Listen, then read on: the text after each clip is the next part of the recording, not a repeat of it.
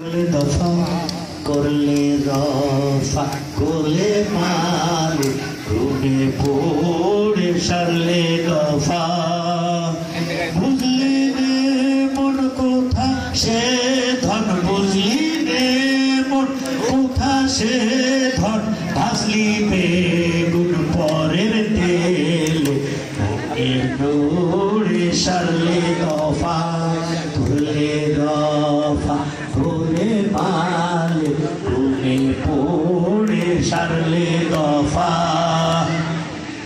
তুই করলি লেখা পড়া কাজে কামে চলছে কানা তুই করলি লেখা পড়া কাজে কামে চলছে কানা কথায় তো চিরা ভেসে না কথায় তো চিরা ভেসে না দুধ কিংবা জল না দিলে করে পড়ে সারলে দফা করলে রফা তোলে মালে তুমি পড়ে সারলে দফা। আজ থেকে আমরা আমাদের ছেলেমেয়েরা আমাদের ভাই ভাতিজা ভাগ্নেরা তাদের বলতে হবে যে তোমরা লেখাপড়া করো জিপিএ 5 পাওয়ার জন্য না, মানুষ হওয়ার জন্য, সৎ হওয়ার জন্য, কঠোর পরিশ্রম করার জন্য। তাহলেই তোমার প্রকৃত পড়া হবে এবং জনসেবায় আত্মনিয়োগ করলেই হবে তোমার সেই পড়াশোনাটা যথার্থ। একবারই তো জন্ম। সনাতন ধর্মেরা বলে যে দ্বিতীয় জন্ম আছে, আমাদের মুসলমান ধর্মে কোন দ্বিতীয় জন্ম আছে? বলছে একবারই জন্ম। তুই জন্ম নিছিস, পড়ে গেলে সব মাটি হয়ে যাবে, তুই এর ভিতরে ভালো কিছু করে যা।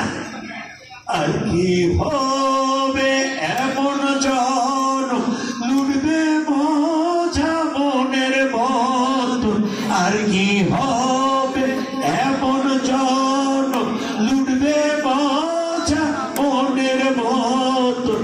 বাবার হোটেল ভাঙবে যখন, বাবার হোটেল ভাঙবে যখন, খাবা তখন তার বাসালে গুনে পড়ে সারলে দফা গুনে দফা গুনে মালে গুনে পড়ে সারলে দফা। শেষ পক্তি হচ্ছে তুই ভেজাল মানে দুষ্টু ছিলি, এখনো দুষ্টু, কিন্তু এখনো সময় আছে। স্টিল কবিগুরু রবীন্দ্রনাথ ঠাকুর দুটো বাণী আমি বলি, বলেছে আমি দুষ্টু, আমি খারাপ, সেজন্য বকুল আপনার ভালো হওয়ার পথে কি কোনো বাধা? আমি কোনো বাধা নেই বলেছে।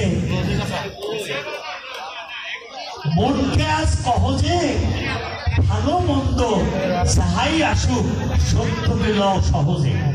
মনকে তুমি বুঝাও যে ভালো মন্দ যাই আসুক সত্য যেটা হবে, সত্যের মুখোমুখি আমাদের হতেই হবে।